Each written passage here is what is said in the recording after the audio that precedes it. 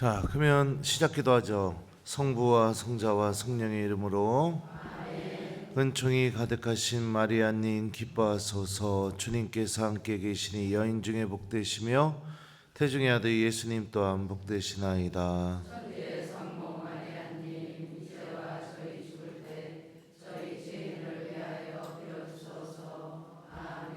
성부와 성자와 성령의 이름으로. 안녕하세요. 네, 여러분들 부활 축하합니다.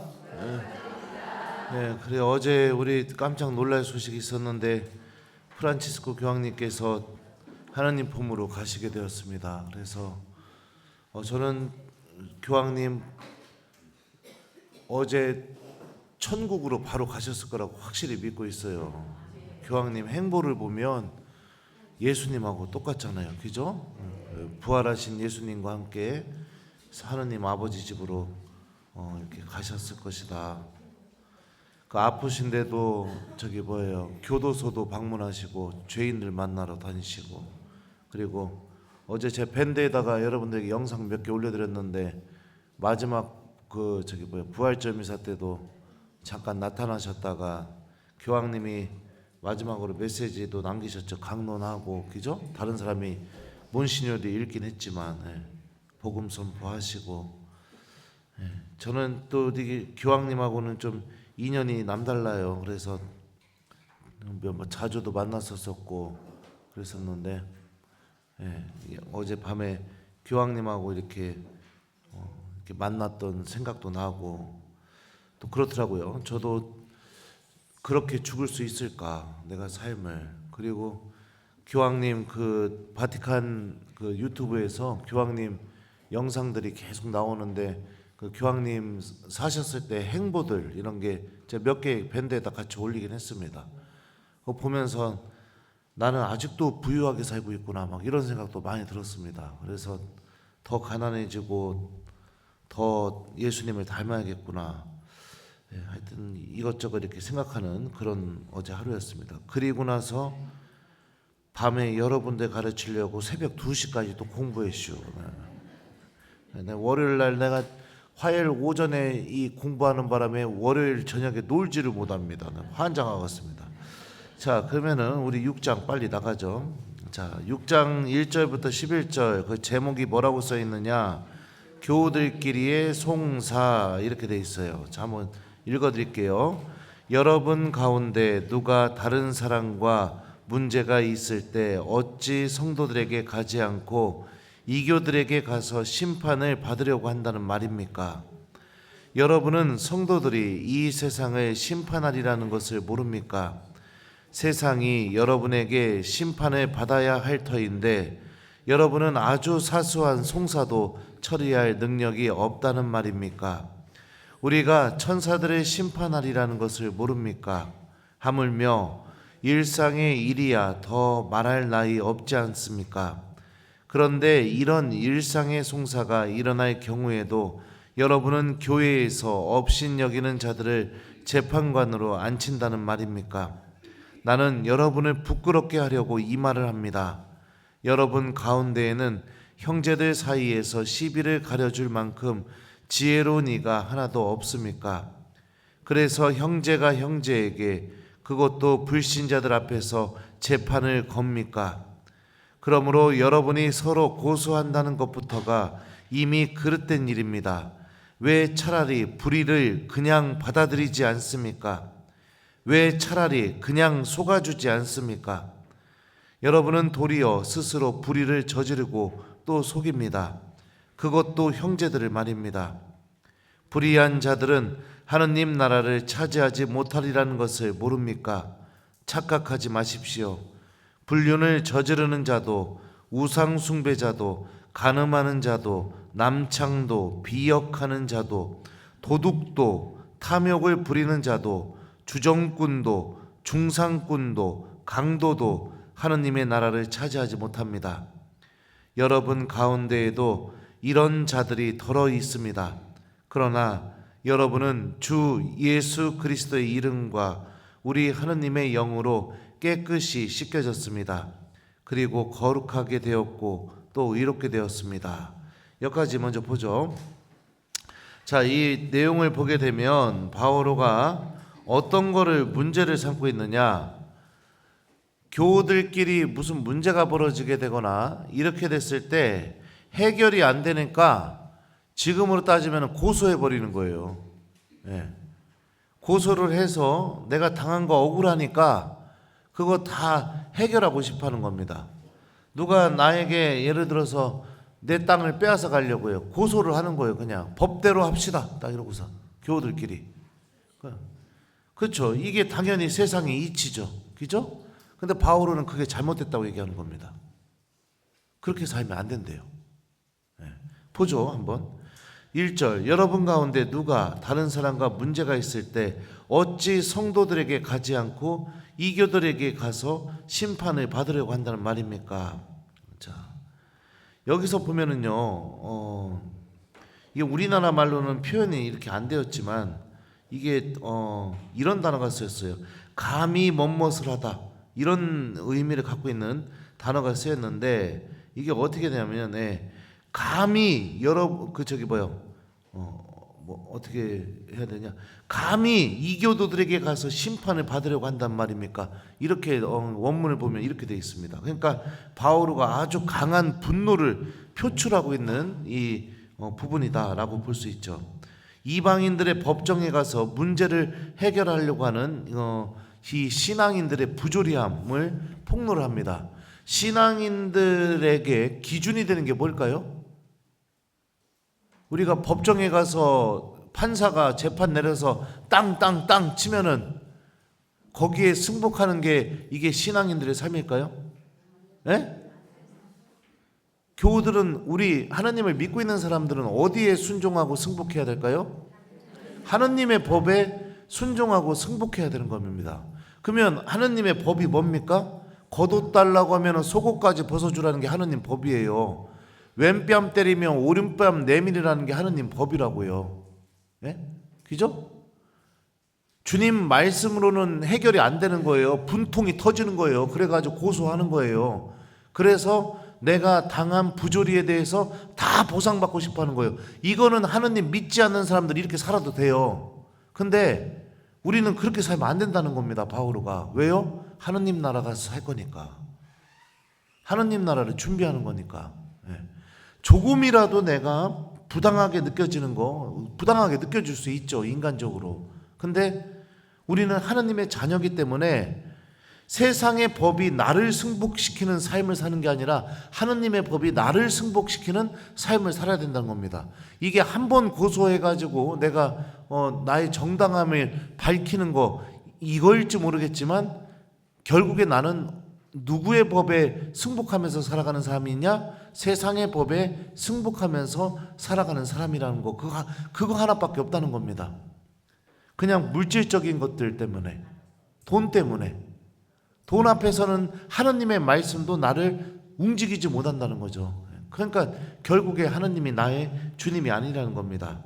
구원받지 못할 사람들이 판결을 내리는 거에 승복하고 나를 구원해 주실 주님의 말씀에는 전혀 승복하지 않고 부당하다고 하고 예수님이 말씀하신 그 방식이 마음에 안 드는 거예요. 근데 이거는, 이 마음은 똑같아요. 여러분들도 있고 저도 그렇게 갖고 있어요. 저도 가끔은 저 괴롭히는 신자들이 있습니다. 그러면 어떤 마음이 드냐? 그냥 화딱지나는데 나도 가서 고소해버릴까 그냥? 막 이런 생각이 들 때가 있어요. 진짜 얼마나 승질이 나면 신부님이 그런 생각까지 하겠어요. 그럼 뭐합니까? 사제가 묵주 들고 참아야지 그냥. 하나님의 법에 승복해야죠. 자, 그래요. 그래서 이렇게 바오로가 지금 이 얘기를 하는 거예요. 보니까 이 코린토 교회 안에서 교우들끼리 그냥 막 서로 고소하고 가서 재판받고, 재판 결과에 따라서 이제 한쪽은 좋아하고 한쪽은 이제 죽을 때까지 원수가 되고 막 이러면서 이렇게 교우들 안에서끼리 이렇게 살아가고 있는 겁니다. 이게 왜 그러냐? 다 돈 때문에 그러는 거예요. 돈 때문에. 제가 언젠가 얘기했었잖아요. 교우들끼리 돈거래 하지 마시라고. 그죠? 차라리 돈을 꿔줄 거면 그냥 예수님 말씀대로 그냥 주세요. 그냥 받을 생각 하지 말고.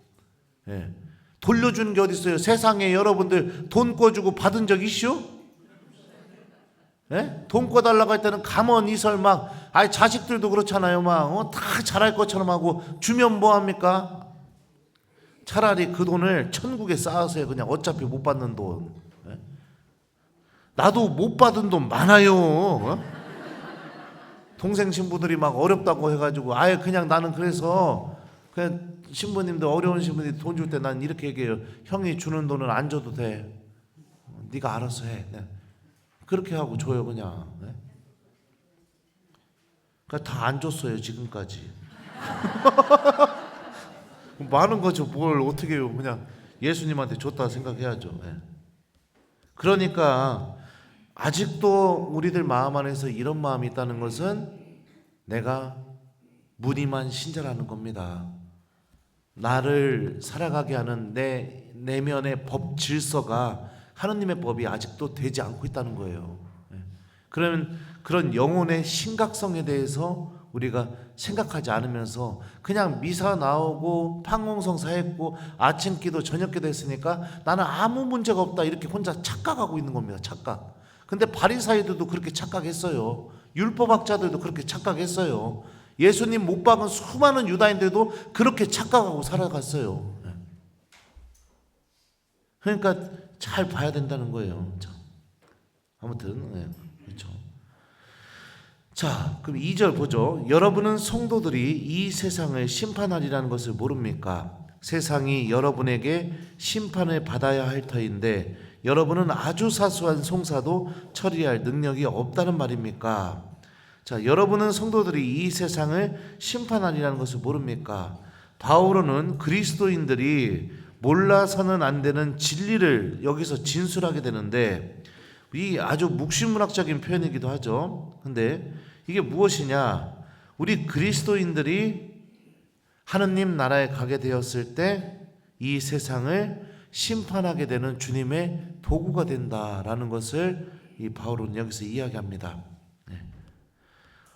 왜 우리가 세상을 심판하게 되느냐? 여러분들 생각해 보세요. 세상의 법과는 전혀 다른 하느님의 법을 살아서 하느님 나라에 들어가게 된 것 자체로 인해서 세상은 우리들의 모습을 통해 심판을 받게 됩니다. 왜요? 저렇게 살지 않았으니 나는 하느님 나라 못 가겠구나. 자연스럽게 믿음을 갖지 않는 사람들이 깨닫게 되는 거죠. 그죠? 제가 아까도 얘기했었잖아요. 프란치스코 교황님 영상 보면서 나는 아직도 부유하게 살고 있구나. 내가 지금 하느님의 구원에서 멀리 있구나. 이 교황님의 모습 자체로 깨닫게 된 것처럼 우리가 그런 존재라는 겁니다. 그렇게 거룩하고 고귀한 부르심을 받은 사람들인데 내가 마음속에 세상의 법에 승복하는 그런 잘못된 마음을 갖고 살아서는 안 된다고 바오로가 얘기하는 거죠. 3절부터 5절까지 한번 보죠. 우리가 천사들을 심판하리라는 것을 모릅니까? 하물며 일상의 일이야 더 말할 나이가 없지 않습니까? 그런데 이런 일상의 송사가 일어날 경우에도 여러분은 교회에서 업신여기는 자들을 재판관으로 앉힌다는 말입니까? 나는 여러분을 부끄럽게 하려고 이 말을 합니다. 여러분 가운데에는 형제들 사이에서 시비를 가려줄 만큼 지혜로운 이가 하나도 없습니까? 자, 천사들도 교회의 법정에 출두할 것이라는 것을 바울은 여기서 얘기합니다. 여기서 보면은 그러면은 우리가 막 천사들도 막 심판하고 그러느냐? 뭡니까? 유다인들의 문학 안에서 보면은 천사들 중에 타락한 천사들도 언급이 됩니다. 그래서 악마도 타락한 천사라고 이렇게 얘기가 있죠. 아무튼 그리고 또 에티오피아의 에녹이라는 책이 있는데 여기서도 이 6장부터 36장에 이 천사들의 모습에 대해서 이렇게 얘기하는데 그 천사들이 한 200 정도가 있었대요. 그리고 그들은 인간에게 무기 제조법, 제철 작업, 눈 화장법, 제조법, 마술, 점성술 이런 것들을 이렇게 가르쳐 주었다.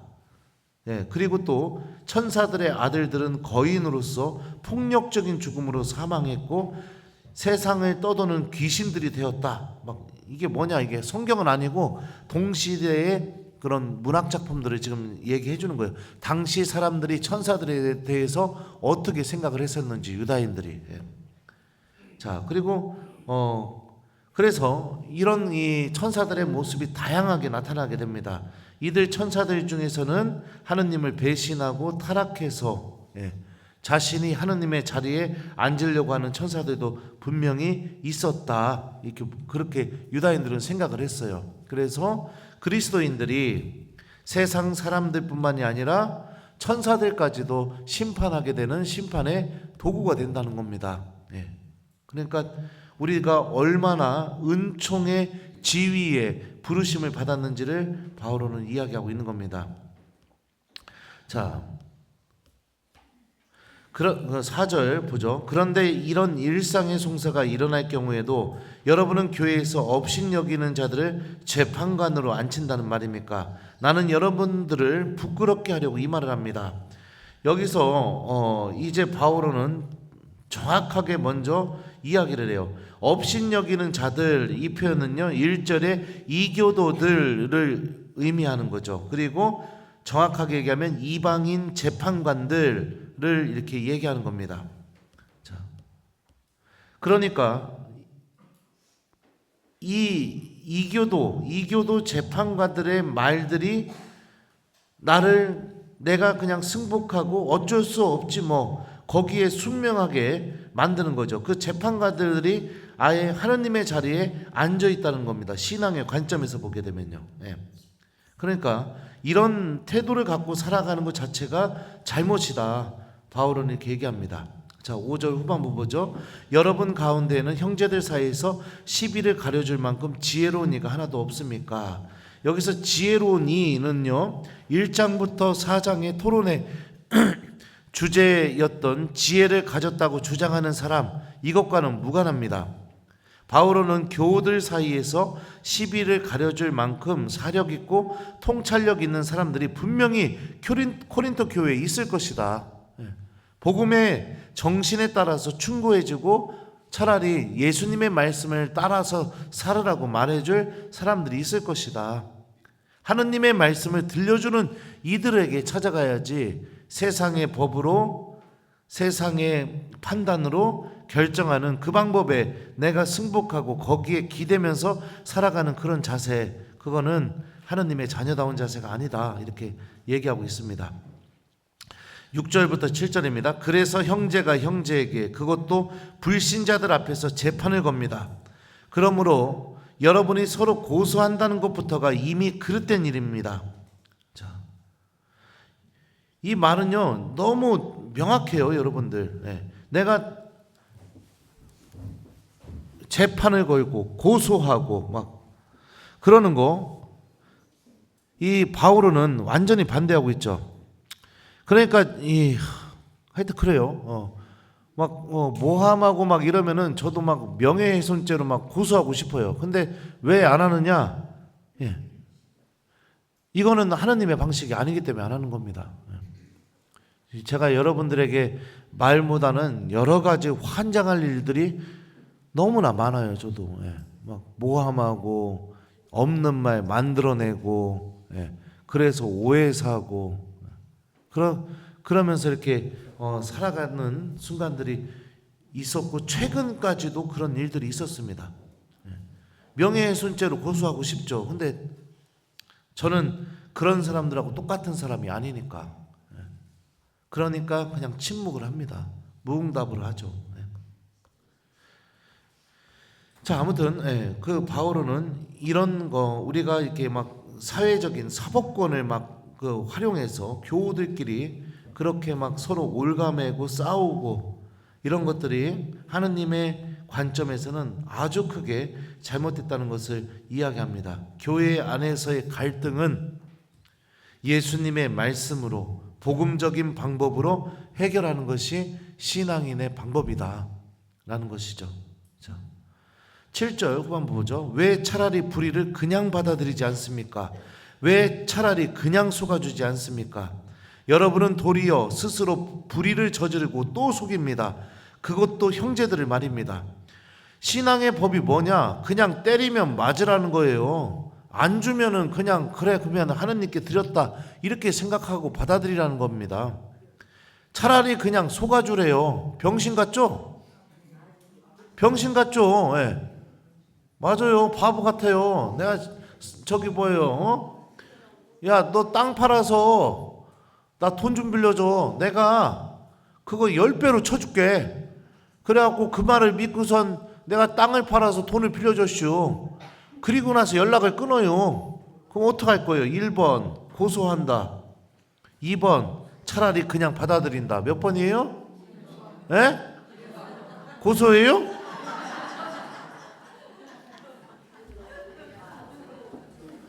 그냥 하느님 믿지 않으면 그래도 돼요. 고소하세요. 하느님 믿지 않으면. 근데 바울은 그렇게 하지 말아요.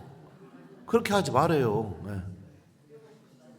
그러니까 여러분들 우리가 아직도 하느님의 법에서 또 하느님의 마음 안에서 얼마나 내 마음이 멀어져 있는지 그런 걸 보면 알 수가 있죠. 그죠? 네.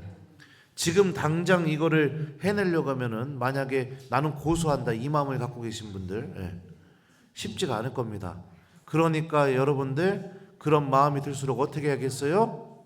작은 것부터 주님의 말씀을 실천하면서 내 마음이 하느님의 법을 사랑할 수 있는 연습을 하기 시작하셔야죠.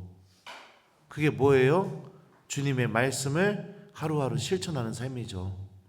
여기 계신 분들은 그래도 본당 신부님이 4년 동안 인도한 대로 잘 쫓아왔을 거예요. 그죠? 근데 우리 본당 교우들 중에 보면은 내 안에 머물러라 보고할 때 한 250분 정도 보고하잖아요. 그죠? 네. 나머지 한 200분 정도는 신부님이 뭘 하던 그냥 미사만 드리는 신자들이잖아요. 안타까운 거예요. 안타까운 거예요. 네.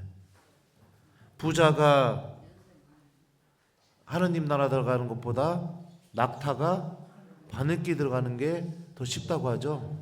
부자가 무엇을 의미할까요? 실제로 돈을 많이 갖고 있는 사람도 부자를 의미하지만 돈에 대한 그러한 집착, 그죠? 내 마음이 하느님의 법이 아니라 세상의 법으로 가득 차 있는 삶, 그런 삶도 여러분들 바늘기로 통과하기가 어려운 겁니다. 아무튼 바울은 이렇게 얘기해요. 바울은 먼저 피해자들을 나무라고 그리고 나서 가해자에게 질책을 합니다. 법정에서 호소하는 사람은 당연히 피해자이기 때문에 이것은 우리가 생각할 때는 믿음을 갖지 않고 있는 눈으로 볼 때는 이거는 바오로가 이상하게 얘기하는 것처럼 느껴져요. 하지만 우리가 이런 방법을 선택하게 될 때마다 누구를 닮아가게 되느냐? 불의를 그냥 십자가 위에서 다 받아들이신 분, 차라리 그냥 속아주고 넘어가 주신 분, 누구를 닮아가요? 예수님을 닮아가는 거예요.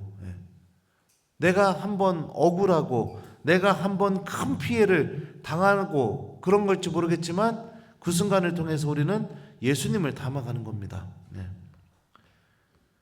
교회가 우리가 이런 삶을 살아야 된다는 거예요. 왜 이게 가능하냐? 하느님 나라를 바라봐야 이게 가능한 거예요. 내가 죽은 다음에 하느님 나라 들어갈 거다. 이런 열망이 있어야. 그게 없으면 불가능해요, 여러분들. 그게 없으면요. 자, 누군가가 손해를 입힌 상황에서 질서를 회복하기 위해 먼저 손을 쓸 수 있는 사람이 피해자입니다. 왜요? 가해자는 무엇인가를 할 수 있는 능력 자체가 없기 때문에 그래요. 법정까지 끌려와서 내가 고소를 당했다는 것은 예를 들면 빚을 갚을 방법이 없으니까 법정까지 끌려왔겠죠. 그죠? 두드려 팼는데 이 두드려 팬 거에 대해서 내가 회복시켜줄 능력 자체가 없으니까 법정까지 끌려왔겠죠. 사기를 쳤는데 사기 친 거에 대해서 내가 해결할 능력이 없으니까 법정까지 끌려왔겠죠. 피해자는 상처받고 피해받았지만 이 가해자에 대한 처분을 할 수 있는 모든 권한을 쥐고 있는 사람이 바로 역설적이게 피해자인 거예요. 근데 세상의 법을 가지고 피해자도 똑같이 자기의 권리를 다 보상받고 가해자에게 자기가 받은 상처보다 몇십 배로 돌려주는 방법을 선택할 수도 있습니다. 그렇지만 또 다른 방법은 무엇이냐? 예수님께서 하셨던 방법을 가해자에게 해줄 수 있는 방법도 있어요. 참 어리석고 바보 같은 방법이죠. 하지만 우리가 앞에서 배웠던 것처럼 뭐예요? 하느님께서는 어리석은 방법으로 우리를 구원하시기로 작정하셨다고 바오로가 얘기하죠. 그러면 그 가해자 입장에서는 어떤 마음이 들까요? 아싸 땡 잡았다. 또 사기쳐야지. 아싸 땡 잡았다. 또 때려야지. 아싸 땡 잡았다. 또 빼앗아야지. 이렇게 생각할 수도 있겠죠. 하지만 그 반대의 경우도 분명히 벌어질 수도 있겠죠. 그 나머지는 하나님한테 맡기는 거죠. 우리가 세상 안에서 또 교회 안에서 이웃을 성화시키는 구체적인 방법이 뭐냐? 바로 이 방법이라는 겁니다. 교회를 성화시키고 교우들을 성화시키는 거. 내가 너희를 사랑한 것처럼 너희도 서로 사랑하여라. 불의를 저지른 자에게 똑같은 불의로 내가 보답하는 것이 아니다. 불의는 아니죠. 세상의 법으로 보면은요, 나의 정당함을 가져오는 것일 수 있죠. 가져오는 것이죠. 아무튼 바오로는 이런 것, 만약에 내가 그렇게 산다면 그거는 이방인들처럼 행동하는 것이고 하느님의 법에 따라 살아가는 삶이 아니다. 이렇게 얘기합니다. 자, 9절부터 10절 보죠. 불의한 자들은 하느님의 나라를 차지하지 못하리라는 것을 모릅니까? 착각하지 마십시오. 불륜을 저지르는 자도, 우상 숭배자도, 간음하는 자도, 남창도 비역하는 자도, 도둑도, 탐욕을 부리는 자도, 주정꾼도, 중상꾼도, 강도도 하느님의 나라를 차지하지 못합니다. 자, 여기서 바오로는 이제 악습의 목록을 쭉 열거를 하게 됩니다. 자, 그러면서 형제가 형제에게 손해를 끼쳐 등쳐먹은 자도 역시 이 목록 안에 분명히 포함되게 되죠. 탐욕을 부리는 자, 이 사람도 하느님 나라 못 들어가요. 도둑질한 자, 남의 것을 빼앗은 자, 이 사람도 하느님 나라 못 들어가요. 그죠? 분명히 명단 안에 있죠. 그러니까 내가 세상의 법으로 나의 권리를 입증해서 그것을 되찾을 이유가 없다. 하느님이 심판하실 것이다. 그런 사람들에 대해서 바오로가 이렇게 얘기하죠. 거기 보면은요, 불륜 다 똑같아요. 동등해요. 불륜, 우상숭배, 간음, 남창, 비역이 뭔지 알아요?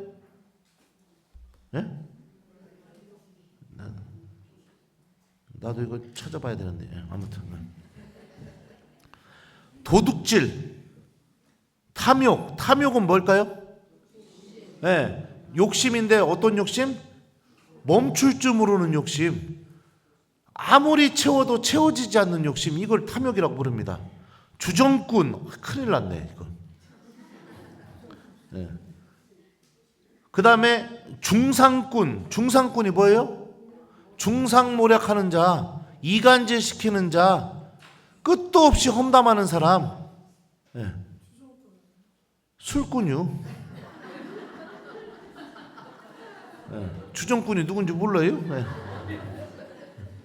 강도, 남의 거 빼앗는 사람, 다 하느님 나라 못 간답니다. 여러분들 여기 해당돼요? 진짜요? 네, 다행이네요.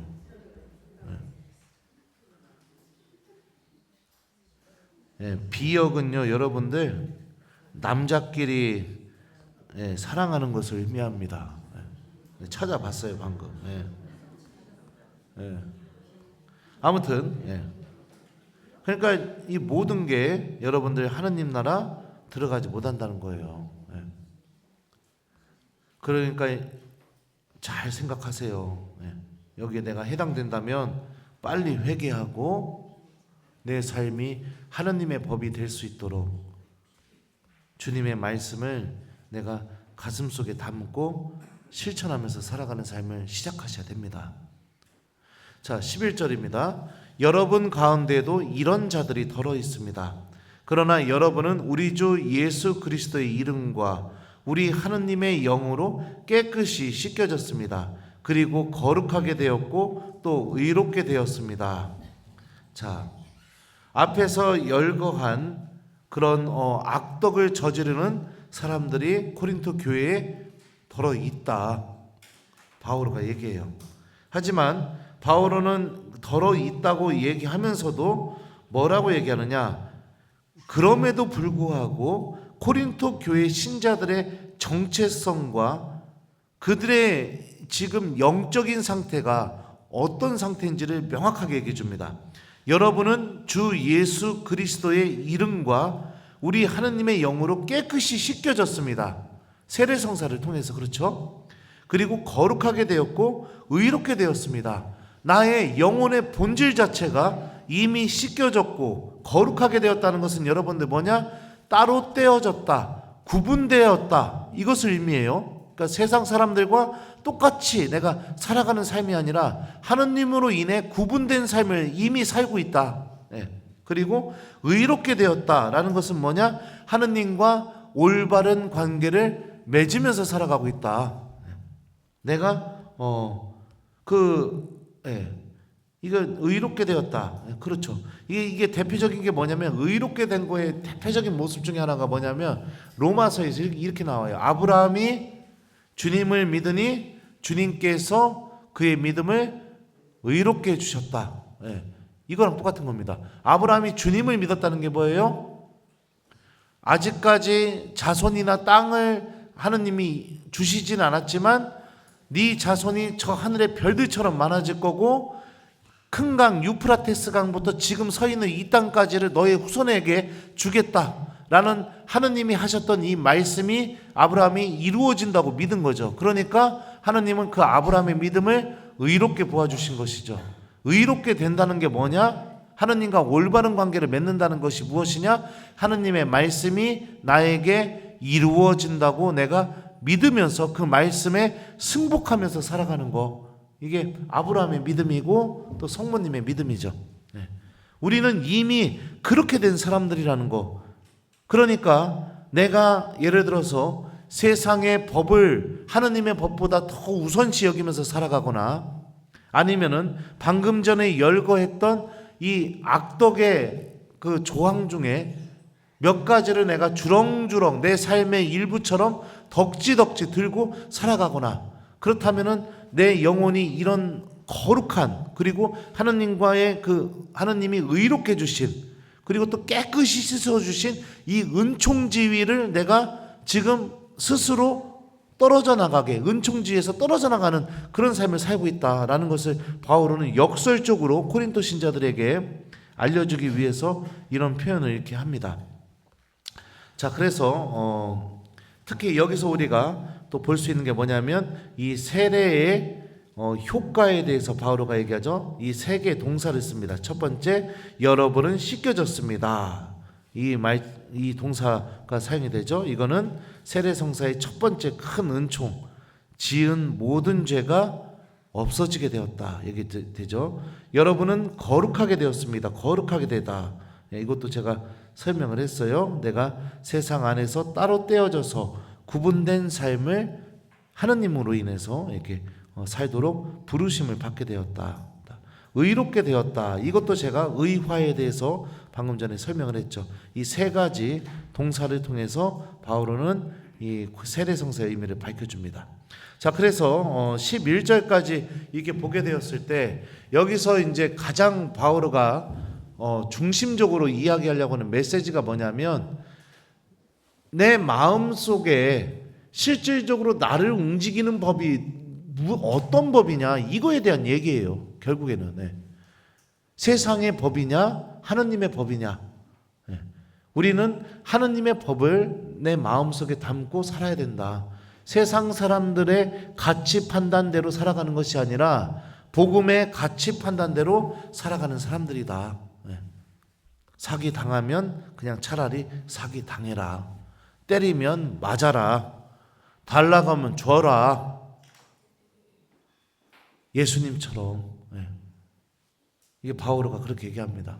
그러니까 아직 그렇게 살 자신이 없는 분들, 그래도 이거는요, 여러분들, 내가 하느님을 정말로 사랑하게 되고 내가 하느님 안에서 어떤 존재인지를 깨닫게 될 때 자연스럽게 이런 삶으로 넘어가게 돼요. 저도 요즘 유혹을 많이 받아요. 여러분들 며칠 전에 내가 영화도 보여줬잖요. 내가 왜 그러는지 알아요? 그거 솔직하게 냉정하게 말하면요, 내가 특강을 다니던 뭐 돈이 생기던 뭐라던 아무 소리 안 하고 그냥 그 통장에 따박따박 넣어놓고 가만히 있으면 몰라요, 아무도. 그래 안 그려?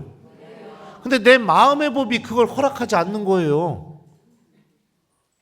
내 마음의 법이. 자꾸 이게 모아두고 이러면은 예수님이 나를 싫어할 것 같다는 생각이 내 마음 안에서 요동쳐가지고 그러는 거예요. 주님이 나눠주라고 했잖요. 나눠주라고. 그냥 나눠주고 있는 거예요. 바보 같죠? 그거 모아두면. 나도 수단도 그냥 이런 천조가리가 아니라 막 비단으로 된 걸로 그냥 맞춰서 입을 수도 있고. 바보 같죠? 신부님이 매년 이렇게 모범을 보여주는데도 그거를 당연하게 여기는 신자들도 있겠죠. 신부님이니까 당연히 저래야 된다. 근데 신부님이 보여주는 이 모범을 보고 나도 저렇게 해야겠구나, 이렇게 생각하는 교우들도 있겠죠. 몰라요. 근데 이 중에 몇 명이나 나중에 진짜 죽어서 하느님 나라에서 얼굴을 같이 보게 될지 난 모르겠시오. 여러분들 마음의 법을 잘 생각해 보세요. 내 마음의 법. 나는 그래요. 막 조금 돈이 생기고 막 하면은 죄 짓는 것 같아 막 하는. 근데 제 동창 신부들도 저한테 그렇게 얘기해요. 야, 이 미련한 놈아, 네가 공부해서 네가 몇 시간이고 며칠이고 고생해가지고 강의를 준비해서, 야, 네가 기름 넣고 그 몇 시간 운전해서 가가지고서 강의하고 받아온 강사료를, 그걸 네가 너를 위해서 쓰는 게 그게 왜 죄 짓는다고 생각하냐? 야, 이 미련한 놈아. 막 저한테 막 그렇게 얘기해요. 근데도 그렇게 느껴져요. 제 마음의 법이. 그럼 나를 움직이는 마음의 법 한번 생각해 보세요, 여러분들. 나 진짜 이게요, 그거 언제 할 수 있느냐? 사람은요, 너무나 신기한 게 뭐냐면 돈 앞에서 명확하게 내 마음의 법이 어떤 법인지가 정확하게 드러나게 됩니다. 기도 무진장 열심히 하는 사람도요, 돈 앞에서 정확하게 마음의 법이 드러나게 돼요. 한번 생각해 보라고요. 그러면 나는 그래도 잘 모르겠다. 그러면은 나한테 한 1,000만 원만 꽂아봐요. 내가 그 돈 안 돌려줄 테니까. 그러면 어떤 마음이 딱 드는지 이제 알게 될 거예요. 자, 그래요. 그래서 이 첫 번째를 통해서 교우들끼리 고소하고 막 재판 걸고 그러면서 세상의 법으로 다 내 권리를 되찾으려고 하고, 이런 그런 거 안에 내 마음의 법은 하느님의 법이 아니라는 것을 바오로가 이야기하면서 그 삶이 문제가 있다. 바오로는 이렇게 얘기하는 겁니다. 자, 그 다음에 12절부터 20절 보죠. 자, 이 불륜과 그리스도인의 자유 이렇게 되어 있습니다. 불륜 이야기가 또 나와요. 나 환장하겠어요. 아주 그냥. 그러니까 얼마나 불륜을 저지르면서 살으니까 바오로가 또 얘기하겠어요. 그죠? 근데 더 환장할 노릇은 뭐냐? 다음 장에서 또 얘기해요. 내 미치겠어요. 아주 그냥. 자, 보죠. 12절부터 20절. 신부한테 불륜 얘기를 하라니 참. 자, 나에게는 모든 것이 허용된다. 하지만 모든 것이 유익하지는 않습니다. 나에게는 모든 것이 허용됩니다. 그러나 나는 아무것도 나를 좌우하지 못하게 합니다. 음식은 배를 위하여 있고 배는 음식을 위하여 있다. 하지만 하느님께서는 이것도 저것도 다 없애버리실 것입니다. 몸은 불륜이 아니라 주님을 위하여 있습니다. 그리고 몸을 위해 주시는 분은 주님이십니다. 하느님께서 주님을 다시 일으키셨으니 우리도 당신의 힘으로 다시 일으키실 것입니다. 여러분의 몸이 그리스도의 지체라는 것을 모릅니까? 그런데 그리스도의 지체를 떼어다가 탕녀의 지체로 만들 수 있겠습니까? 결코 그럴 수 없습니다. 아니면 탕녀와 결합하는 자는 그와 한 몸이 된다는 것을 모릅니까? 둘이 한 몸이 된다는 말씀이 있습니다. 그러나 주님과 결합하는 이는 그분과 한 영이 됩니다. 불륜을 멀리 하십시오. 사람이 짓는 다른 모든 죄는 몸 밖에서 이루어지지만 불륜을 저지르는 자는 자기 몸에 죄를 짓는 것입니다. 여러분의 몸이 여러분 안에 계시는 하느님의 성령의 성전임을 모릅니까? 그 성령을 여러분이 하느님에게서 받았고 또 여러분은 여러분 자신의 것이 아님을 모릅니까? 하느님께서 값을 치르고 여러분을 속량해 주셨습니다. 그러니 여러분은 몸으로 하느님을 영광스럽게 하십시오. 자, 여기서 이제 바오로가 이 불륜에 대해서 그리고 또 우리들의 몸이 어떤 고귀한 지위에 오르게 되었는지에 대해서 바오로는 이렇게 얘기를 하는데, 자 보죠. 이게 또 학자들이 막 장황하게 설명을 해놨는데 나는 또 이걸 어떻게 하면 쉽게 설명을 해야 되나, 이 어려운 걸 제가 해냅니다. 자 12절 보죠. 나에게는 모든 것이 허용된다. 자 여기 따옴표에 보면 이렇게 돼 있죠. 또 나에게는 모든 것이 허용됩니다. 이렇게 바오로가 두 번 이 표현을 이용합니다. 자, 이 표현은 당시에 잠깐만요. 어디다 써놨어? 이게 봐봐요. 설명을 내가 막 이렇게 막 써놔가지고 어디다 써놨나 못 찾겠어. 이게 밤늦게까지 공부하면 이런 일들이 벌어지게 됩니다. 자 보죠. 아무튼 자, 이 표현은 뭐냐면은 무엇을 얘기하느냐? 나에게는 모든 것이 허용된다. 사람들이 이렇게 얘기하면서 코린토 신자들 중에 일부들이 그냥 창녀들의 집에 그냥 드나들면서 간음을 하고 그러면서 이렇게 변명하고 정당화했을 것이다. 그렇게 정당화하면서 했던 말일 것이다. 이렇게 바오로가 학자들이 이렇게 얘기해요. 바오로가 이 표현을 쓴 거에 대해서. 그러면서 또 그것뿐만이 아니라 불륜에 대해서도 얘기하고 있으니까 배우자 있으면서도 애인 사귀면서 나에게는 모든 것이 허용된다. 이렇게 떠들고 다니면서 마치 그거를 자랑처럼 막 여기면서 그렇게 떠들고 다녔다. 이렇게 코린토 사람들이 학자들은 그렇게 이야기를 합니다. 그 보면은 요즘도 드러나진 않았지만 여러분들이야 뭐 그런 사람들 없겠죠. 이제 다 연세 드셨으니까. 근데 저기 젊은 사람들 많은 본당 가보면은 이 코린토 교회에 벌어졌던 일들이 실제로 벌어지고 있는 것 같아요.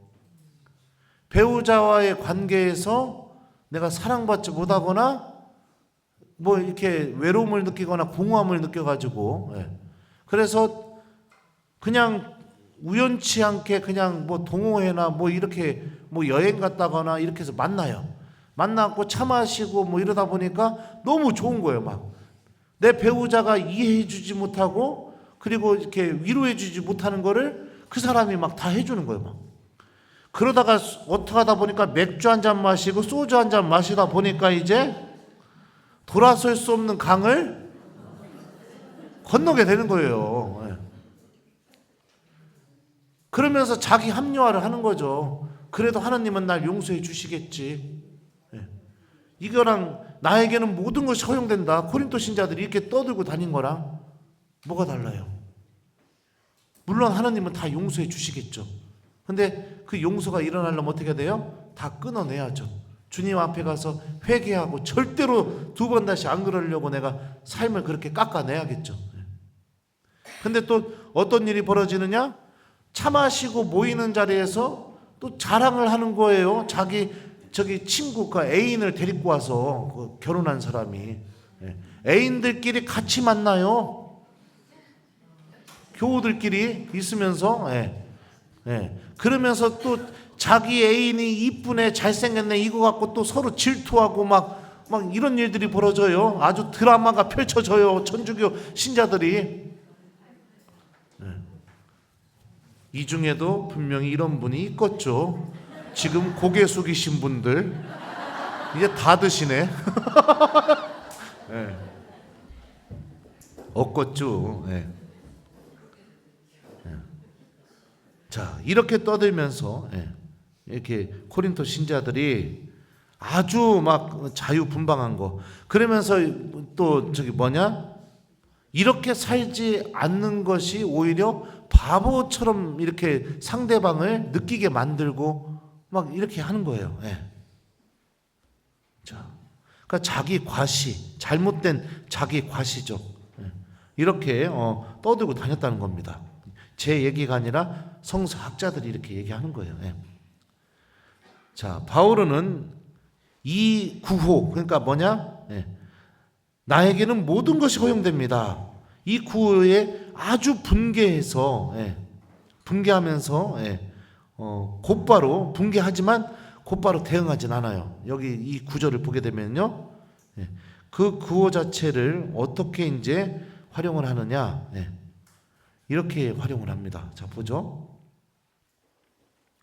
어제 밤에 막 쳐가지고 내가 이거 하지만 어디 있어요? 하지만 모든 것이 유익하지는 않습니다. 바오로가 얘기하죠. 그러니까 자 보죠. 나에게는 모든 것이 허용됩니다. 이거는 그 자유분방하게 살던 사람들이 떠들었던 말이에요. 그리고 하지만 모든 것이 유익하지는 않습니다. 이거는 바오로의 말인 거예요. 자, 하지만 뭐뭐하지 않습니다. 라는 이 표현은 자유가 그러니까 막 자유분방하게 보이는 거. 그 자유의 유익을 찾는 것과 분리될 수 없다는 것을 얘기하는데 결국에 그들이 찾고 있는 자유가 뭐냐면은 사람의 영혼을 구원으로 인도해 주는 하느님에게서 오는 자유가 아니라 사람을 악에 익숙해지게 만들고 완전히 어둠 속으로 떨어지게 만드는 거짓된 자유라는 것을 바오로는 이 표현을 통해서 얘기하고 싶어 하는 거예요. 자, 또 그 다음에 또 바오로가 얘기하죠. 그 사람들이 얘기하는 거, 그 표현요. 나에게는 모든 것이 허용됩니다. 이걸 또 인용하고 바오로는 또 이렇게 얘기합니다. 그러나 나는 아무것도 나를 좌우하지 못하게 하겠습니다. 자, 여기서 그러나 뭐뭇이 아니다. 이 표현이 한 번 더 또 이렇게 사용이 되죠. 자, 이 표현을 통해서 바오로는 또 어떤 얘기를 하느냐? 진정한 자유라는 것은 무엇이냐? 사람을 어둠으로 죄로 떨어뜨리는 게 진정한 자유가 아니라는 거죠. 진정한 자유는 뭐냐? 내가 그런 선택을 할 수 있음에도 불구하고 멈출 줄 아는 거. 그게 진정한 자유를 누리는 사람이라는 거예요. 그래서 바오로가 뭐라고 했냐? 나는 아무것도 나를 좌우하지 못하게, 좌지우지하지 못하게 그렇게 하겠다. 내 자유를 통해서. 나는 그 죄로 걸어가는 그 길이 나를 좌우하지 못하게, 좌지우지하지 못하게 나는 그렇게 하겠다. 그러니까 자유를 어떻게 사용해야 되는지 바오로는 여기서 이렇게 얘기를 하는 겁니다. 자, 그래서 진짜 참된 자유라는 것은 뭐냐면 우리들이 하느님 안에 머물 수 있는 것들을 내 스스로 기쁘게 선택해서 주님께서 주시는 그 은총 안에 머물게 되는 길로 나아가게 되는 거. 이게 여러분들 참된 자유고 우리가 자유를 올바르게 사용하는 것이죠. 자, 또 13절 보죠. 음식은 배를 위하여 있고 배는 음식을 위하여 있다. 하지만 여기서도 따옴표가 있죠. 그죠? 이거는 누가 얘기한 거냐? 그때 당시에 지 맘대로 막 살았던 그 신자들이 얘기한 거예요. 음식은 배를 위하여 있고 배는 음식을 위하여 있지 않다. 이 사람들이 또 이 표현을 하면서 어떻게 해야 되느냐? 야, 음식이 배를 위해 있는 거 아니요? 이게 뭐를 의미하는지 모르겠슈? 예? 자, 이게 뭐를 얘기하느냐? 음식이 배를 위해 있다. 내가 또 이런 얘기까지 해야 되니 내가 환장합니다. 여러분들 진짜 성교육 시키고 있어요, 지금은. 성욕이 사람을 위해 있는 것이다. 사람이 성욕을 위해 있는 것이 아니라, 이렇게 지금 이런 표현하고 똑같은 표현인 거예요. 음식이 배를 위해 있지 않느냐. 그러니까 밥 먹는 게 잘못된 거냐? 내가 배고파서 막 먹는 게 이게 잘못된 거냐? 야, 나는 그러면은 내 성욕이 있는데 환장해요. 내가 그 성욕을 쓰는 게 잘못된 거냐? 막 이렇게 얘기했다는 거예요. 이런 표현을 하면서 나는 내 배우자한테는 하나도 성욕이 생기질 않아. 근데 저기는 만나면 성욕이 생기는데, 그 성욕이 생겨서 내가 가가지고 여러분들 머릿속에 있는 그것을 했는데 그게 잘못된 거냐? 성욕이 나를 위해 있는 거지 내가 성욕을 위해 있는 것이냐? 이렇게 주장하고 다녔다는 거예요. 이 따옴표에 있는 말들이 지금 당시에 막 불륜 저지르고 간음하고 막 이랬던 사람들이 자신들의 행동을 합리화하기 위해서 했던 말들이라는 겁니다. 자, 이해되셨죠? 내가 진짜 수단 있고 내가 이런 얘기까지 환장하겠습니다. 자, 그죠? 자, 이렇게 이런 표현들을 하면서 이게 뭐냐? 자신들의 행위를 정당화하기 위해서 내뱉었던 것이죠. 음식이 사람을 위해 있는 것이지, 그러니까 배를 위해 있는 것이지, 배는 음식을 위해 있는 것이 아니다라는 것을 얘기하는 거예요. 배는 음식을 위하여 있다. 그죠? 음식은 배를 위하여 있고 배는 또 음식을 위해 있다. 그러니까 내가 음식을 먹는 게 잘못된 것은 아니다. 그러니까 뭐라고 하지 마라. 근데 바오로가 이 사람들이 내뱉었던 이 구호에 대해서 이렇게 얘기합니다. 여기서도 하지만 뭐뭐하지 않다, 이 문장을 갖고 또 얘기하죠. 하느님께서는 이것도 저것도 다 없애버리실 것입니다. 하느님께 심판받을 것이라는 것을 바오로는 얘기하죠. 그러면서 우리들의 몸이 누구를 위해 있느냐? 주님을 위해 있다는 것입니다. 그러면서 음식은 배를 위하여 있고 배는 음식을 위하여 있다 라고 이렇게 떠들면서 자신들의 불륜, 간음에 대해서 합리화시키면서 몸을 더럽히게 되는 그런 이 사람들의 이 논리를 다 깨버리게 되는 거예요. 당신의 그 몸 또한 당신의 성욕을 위해 있는 것이 아니라 당신이 그렇게 마음대로 살아가고 싶은 그 삶을 위해 있는 게 아니라 주님을 위해 있다. 왜요? 세례받았으니까. 이미 하느님이 다 씻어서 하느님의 자녀로 만들어 놓으셨고 성령께서 머물게 하시는 성령의 거처로 만들어 놓으셨고 하느님의 자녀로서 세상 안에서 뽑아서 그렇게 다시 태어나게 만들었으니까. 그러니까 여러분들의 몸은 이제 여러분들 자신을 위해 있는 게 아니라 주님을 위해 있는 것이다. 바오로가 이렇게 분명하게 이야기하는 겁니다. 그러니까 혹시라도 지금까지 불륜 저지르시거나 간음하시는 분들 이 자리에 계시다면 다 끊어내세요. 끊어내시고 하느님께 용서 청하고 회개하시기 바랍니다. 자, 이렇게 코린토 신자들이 왜 이렇게까지 하게 되었느냐? 제가 첫 시간에 얘기했었잖아요. 코린토라는 도시가 어떤 도시였는지, 성적으로 완전히 문란한 도시였다는 것을 여러분들에게 첫 시간에 이렇게 얘기했었어요. 자, 또 이거 자, 이거는 거의 성서학자 한 명이 얘기하는 내용인데 이것 좀 한번 읽어줄게요. 내가 밤새 번역해가지고 이렇게 친 거라서. 배는 사라질 운명에 처한 현 세상에 속한다. 배에 대해 하는 일은 미래도 구원도 가져오지 못한다. 반대로 몸은 구원의 대상인 인간 자체이다. 몸은 예수 그리스도 안에서 이루어진 하느님의 개입에 의해 이미 미래 세계의 힘의 중추가 되었고 예수 그리스도의 부활은 몸의 부활을 약속한다. 이처럼 주님이 책임지시는 몸은 도래할 세기의 삶을 향하고 있는 만큼 방탕에 자신을 맡겨서는 안 되고 주님의 처분에 자신을 맡겨야 한다. 이 부분에 대해서 이렇게 유명한 성서학자가 이렇게 얘기를 했어요. 자, 세상에 세속적이고 방탕하게 살아가는 삶, 그 삶은 분명히 하느님 안에서 심판받을 삶이라는 거 바울은 얘기합니다. 자, 15절 보죠. 여러분의 몸이 그리스도의 지체라는 것을 모릅니까? 그런데 그리스도의 지체를 떼어다가 탕녀의 지체로 만들 수 있겠습니까? 결코 그럴 수 없습니다. 자, 우리 신앙인들이 이미 그리스도의 지체라는 게 뭐냐? 그리스도와 결합된 사람들이라는 것을 의미해요. 지체라는 게 뭐냐면 여러분들 몸의 일부라는 것을 의미해요. 어떤 사람은 손이 될 수도 있고 예수님의 손, 어떤 사람은 예수님의 팔뚝이 될 수도 있고 어떤 사람은 예수님의 발이 될 수도 있고 어떤 사람은 예수님의 눈이 될 수도 있는 거예요. 모두가 다 예수님과 결합되어 있는 그리스도의 지체로 우리가 한 몸을 이루면서 살아간다는 겁니다.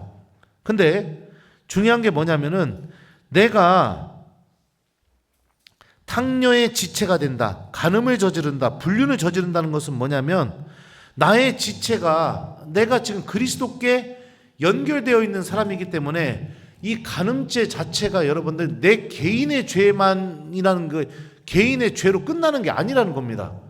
왜요? 나는 예수님께 연결되어 있는 사람이기 때문에 이 죄는 여러분들 봐봐요. 내 손이 예를 들어서 뭐 어떤 얘기를 해줄까? 똥 속에 훅 들어가 여기 똥 묻었어. 자, 그러면은 손만 들어오졌다고 생각하나요? 아니죠. 뭐냐면 이거를 막 닦고 싶은 마음이 듭니다. 그래서 어떻게 해요? 내 발은 막 수도가로 달려가요. 내 눈은 이걸 쳐다보면서 내 머릿속에서 무슨 생각? 아이 더러워 죽겠네. 큰일 났네. 막 이렇게 되겠죠. 다른 손은 어떻게 해요? 이 손을 막 물을 틀고 막 닦죠 막. 그리고 내 코는 어떻게 해요? 닦은 다음에 냄새 맡죠. 아이 냄새 나네 하고 다시 닦죠 막. 온 지체가 이 더러움을 해결하는데 신경을 쓰게 되죠. 우리들이 지체를 보게 됐을 때. 간음죄 죄 자체가 나 혼자만의 죄로 끝나는 문제가 아니라는 거예요. 이거는 예수님과 연결되어 있는 죄입니다. 그리스도와 연결되어 있는 죄예요. 그러니까 이게 어마어마하게 무서운 죄라는 것을 바울은 얘기하는 거죠. 우리들의 그리스도의 지체를 떼어다가 탕녀의 지체로 만들 수 있겠습니까? 결코 그럴 수 없습니다. 떨어질 수가 없다는 거예요. 예수님하고. 자, 16절 보죠. 자, 여기서도 그건 15절 이것도 좀 내가 어제 밤새 번역했으니까 이것도 좀 한번 읽어드릴게요. 바울은 다른 상황에서 여러분은 그리스도의 지체입니다 라고 말할 것을 여기서는 여러분의 몸이 그리스도의 지체입니다 라고 말한다. 여기서 토론의 대상은 생명에서 몸을 지니는 육체적 측면이다. 바오로가 모든 이에게 상기시키고자 하는 것은 이 영역에서도 역시 믿는 이들과 그리스도의 결함은 현실적이어야 하고 결합은 현실적이고 배타적인 특성을 드러낸다는 사실이다. 이게 뭐냐? 예수님과의 우리들의 결합이 현실적이라는 것은 지금 이 순간에도 여전히 유효한 것이고 배타적이라는 것은 뭐냐면 다른 사람이 개입할 수 없을 정도로 아주 예수님과 나와의 둘만의 아주 긴밀한 결합이 이루어진 그런 결합으로 우리가 예수님의 지체로 남아있는 것이라는 겁니다. 여기 내 손 잘라가지고 다른 사람 손 여기다 이서 붙일 수가 없잖아요. 그죠? 네. 그렇게 아주 긴밀한 결합을 우리가 이루고 있다는 거예요. 그래서 우리들은 창녀와의 결합은 절대로 이루어질 수가 없다는 겁니다. 자, 16절. 아니면 탕녀와 결합하는 자는 그와 한 몸이 된다는 것을 모릅니까? 둘이 한 몸이 된다는 말씀이 있습니다. 자, 이 창세기의 말씀이기도 하고 예수님께서 복음서에서 이혼에 대해서 하셨던 말씀이기도 하죠. 이 말씀을 바울은 끌어와서 여기서 이야기합니다. 자, 내가 간음을 저지르게 되면 어떻게 되느냐? 그 간음을 통해서 결합이 이루어지게 되는 거예요. 어떤 결합이냐? 간음을 저지른 자와 결합이 이루어지게 되는 거예요. 근데 우리는 예수님과 이미 내가 결합을 이룬 사람이잖아요. 그죠? 네. 그러면은 생각해 봐요. 배우자가 바람피게 되면 한쪽 배우자는 기분이 어떨까요? 나쁜 걸로 끝날까요? 가슴이 찢어지겠죠. 가슴이 찢어지는 걸로 끝날까요? 평생 죽을 때까지 잊을 수 없을 정도로 큰 상처를 주는 거겠죠. 그죠? 네. 내가 예수님과 결합되어 있는데 간음을 저지른다. 그럼 어떤 일이 벌어지게 될까요? 내가 예수님에게 똑같은 상처를 주는 것이죠. 그러니까 우리가 다른 사람하고 결합할 이유가 없는 거예요. 왜냐하면 우리는 이미 예수님과 결합되어 있는 사람들이기 때문입니다. 자, 그러나 17절이에요. 주님과 결합하는 이는 그분과 한 영이 됩니다. 자, 한 몸 대신에 여기서 한 영이라고 또 바울은 얘기합니다. 이처럼 영과 몸을, 영과 살을 대립시키면서 바울은 창녀와의 결합을 육적인 것으로 소급하면서 비하를 시키고 있습니다. 16절과 연결져서 보면요, 한 영이라는 말은 그리스도와의 결합을 통해서 내가 예수님 안에서 새로운 피조물이 되었다는 것을 이렇게 이야기합니다. 자, 여기서 우리가 또 생각해 볼 수 있는 게 무엇이냐?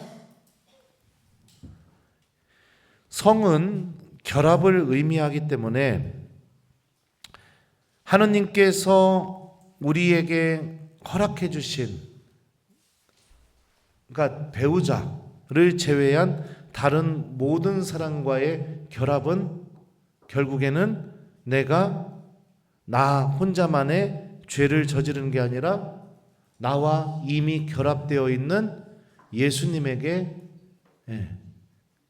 정말로 깊은 상처를 드리는 것과 똑같은 죄가 된다라는 것을 이 바울은 여기서 이야기하고 있는 거예요. 네. 그러니까 여러분들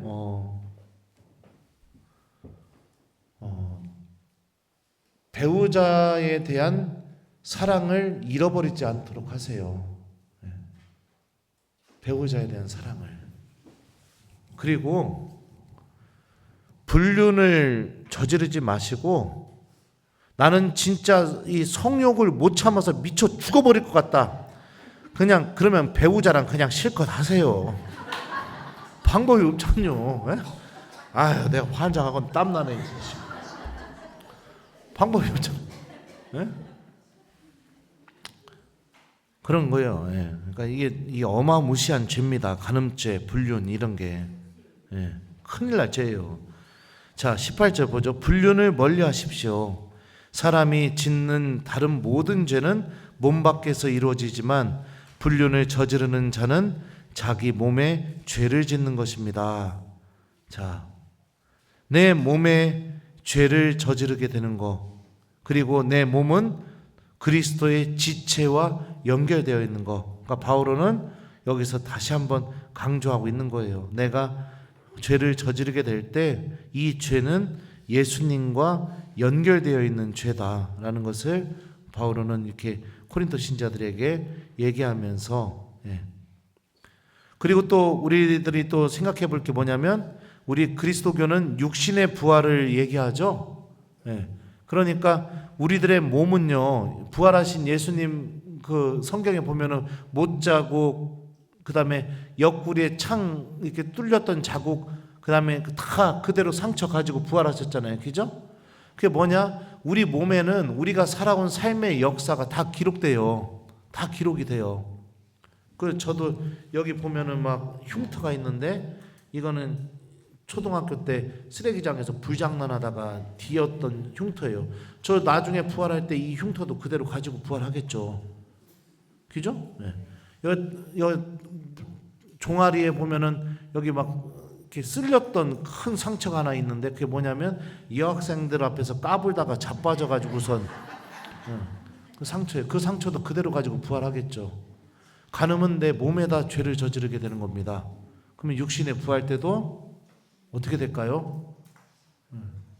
저도 어떻게 될지 모르겠어요. 근데 하여튼 그러니까 우리가 다른 죄에 비해서 이 성으로 저지르는 죄는 특별히 내가 경계하고 조심해야 된다는 것을 바울은 이렇게 이야기하고 있는 겁니다. 네. 자, 그러니까 이런 것들을 좀 이렇게 간음이 또 제가 여기 번역해온 거 좀 읽어줄게요. 간음이 특히 해로운 까닭은 몸에 대해 짓는 죄이기 때문이다 라는 점을 확인하면서 바울은 19절 이하를 효과적으로 준비한다. 뭐 이런 것까지 번역했어. 아무튼 네. 그렇다는 거예요. 자, 19절 보죠. 그 준비한 내용이 뭐냐? 여러분의 몸이 여러분 안에 계시는 성령의 성전임을 모릅니까? 그 성령을 여러분이 하느님에게서 받았고 또 여러분은 여러분 자신의 것이 아님을 모릅니까? 하면서 우리들의 몸이 성령께서 거처하시는 성전이라는 것을 바울은 여기서 이렇게 이야기합니다. 그래서 하느님께서 거처하시는 이 거룩한 장소가 우리 몸이기 때문에 우리 몸에다 저지르는 이 성으로 저지르는 죄들을 경계하고 조심하라는 거예요. 항상 내 몸 안에는 성령께서 거처하신다는 것을 잊지 말라는 겁니다. 20절 보죠. 하느님께서 값을 치르고 여러분을 속량해 주셨습니다. 그러니 여러분의 몸으로 하느님을 영광스럽게 하십시오. 이렇게 바오로가 이야기해요. 여기서 속량이라는 것이 무엇이냐? 예를 들어서 어떤 노예가 있어요. 노예가 있는데 내가 그 노예의 몸값을 다 지불하고 노예가 자유인이 되게 만들어주는 거, 이걸 속량이라고 합니다. 또 누군가가 죄를 저질러서 감옥에 갇혔어요.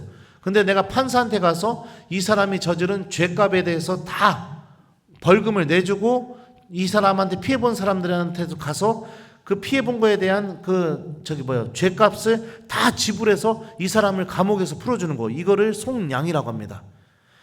바울은 어떻게 얘기하느냐? 예수님께서 십자가 위에서 우리가 저질렀던 모든 죄에 대한 죄값을 하느님께서 다 갚으시고 우리들을 자유롭게 그리고 하느님의 자녀로 만들어 주셨다. 하느님께서 아주 비싼 값, 예수님이라는 비싼 값을 치러서 우리들을 속량해서 당신의 자녀로 만들어 주시고 우리들을 거룩하게 해주셨다. 바울은 이렇게 보고 있는 거예요.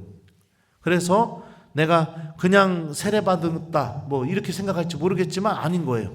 내가 세례받은 순간에 하느님께서는 예수님이라는 아주 비싼 값을 치러서 나를 당신 자녀로 사주신 거예요. 그러니까 내가 내 몸이 그렇게 소중한, 고귀하고 소중한 것이라는 것을 기억하면서 내 몸 안에다 죄를 저지르는, 이 성으로 저지르는 죄들을 경계해라. 바울은 이렇게 얘기하는 겁니다. 자, 이 성이 여러분들 그렇죠. 여기 중간에 보게 되면은 성을 저지른 사람과 결합이 일어나게 됩니다. 그래서 성의 죄가, 성으로 저지르는 죄가 무서운 게 뭐냐면은 다른 사람과 한번 결합이 일어나서 그 사람과 한 몸을 이루게 되게 되면 내가 전에 한 몸을 이뤘던 사람과 두 번 다시 한 몸을 이루기가 어려워지게 돼요. 그게 어려운 겁니다. 그리고 나는 이미 하느님과 한 몸을 이루고 있고 하느님과 결합된 사람이잖아요. 그죠? 하느님의 성령이 거처하시는 장소잖아요. 근데 내가 성으로 죄를 저지르게 되면 나의 영적인 본능은 성령께서 거처하시도록 하느님과 계속해서 결합되는 삶을 살아가려고 하지 않게 돼요. 이미 내가 결합되었던, 새롭게 결합을 한 사람, 그 사람과 계속 결합을 하려고 되기 때문에 성령의 머무름도 거부하게 되고 하느님과 이루어지는 이 결합도 내가 원하지 않게 되는 거예요. 마음으로는 죄졌구나, 아우 잘못했구나, 내가 빨리 이걸 돌아서야지. 하지만 계속해서 내 영혼은 어떻게 되는 거예요? 하느님과의 결합을 버리고 내가 하느님 내가 이런 언어를 막 순화시키면서 얘기를 할거 환장하고쇼. 내가 허락되지 않은 그 결합된 사랑과 계속해서, 그러니까 다시 말하면 죄의 결합, 어둠으로 끌고 나가는 그 결합을 계속해서 내 영혼은 갈망하고, 그게 내 영혼을 파괴하는 걸 알면서도 계속해서 그쪽과의 결합을 원하는 삶으로 넘어가게 된다는 겁니다. 이게 그래서 여러분들 성으로 저지르는 죄가 아주 무서운 거예요. 그러니까 이 늪으로 걸어가지 않도록 하시고, 혹시라도 이 늪에 빠져 있는 분들이 계시다면 여러분들 영혼의 현실성에 대해서 정확하게 바라보시고 정말 구원받기 위해서 다시 예수님과의 결합으로 돌아가도록 여러분들 결단을 하셔야 되는 겁니다. 이 중에는 없죠? 그래요. 없겠죠. 고개 숙인 분들 몇 분 계시는데 혹시 내 신부님이 내 얘기 하시네 이래서 고개 숙이는 거 아니요? 다 고개를 들고 계시네. 자, 그렇습니다. 자, 그래서 바오로는 이 성에 대해서도 다시 한번 이렇게 얘기를 하면서 이 6장을 끝냈습니다. 이게 언제, 그러니까 하루에 한 장밖에 못 나가네. 자, 그래서 우리 이제 뭡니까? 묵상 주제는 그거예요. 첫 번째는 내 마음의 법, 그러니까 나를 지배하는 법이 정말 하느님의 법인가, 아니면은 세상의 법인가. 그 첫 번째 부분이 그거에 대한 질문이었죠. 교우들끼리 고소하고 막 싸우고 막 이러면서.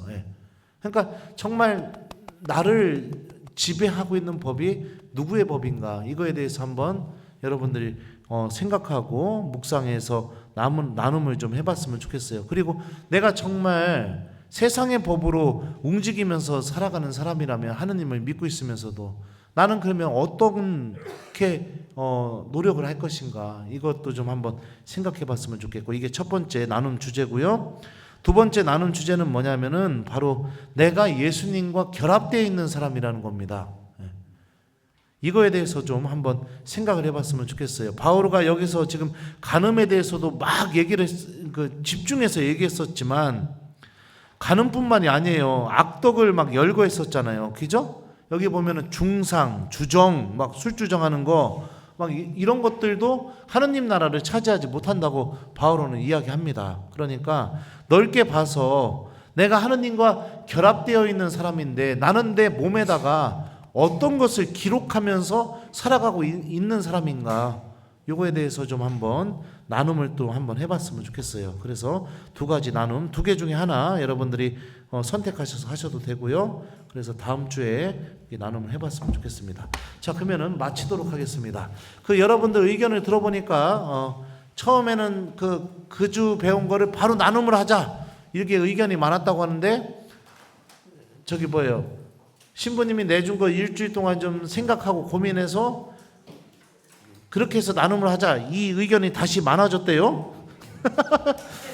그래요. 그러면 또 그렇게 해보세요. 하다가 또 생각이 바뀌면 또 한번 저한테 건의를 하시기 바랍니다. 그래서 지난주에 내드렸던 그 나눔 주제 뭐예요? 나도 기억 못해요. 조장님들 기억하겠죠? 그래서 나눔을 잘 하시기 바라요. 아셨죠? 자, 그리고 이번 한 주 동안 우리 배웠으니까 내 마음의 법이 하느님의 법이 되게, 그리고 내 몸은 예수님과 연결되어 있고 결합되어 있다는 것을 기억하면서 내가 내 몸에다가 죄를 저지르는 그런 삶을 살지 않도록 한 주 동안 노력해 봤으면 좋겠어요. 성부와 성자와 성령의 이름으로 주님께서 여러분과 함께 전능하신 천주 성부와 성자와 성령께서는 여기 있는 저희 모두에게 강복하소서. 성부와 성자 성령의 이름으로 아멘. 수고하셨습니다. 감사합니다. 잘 가요.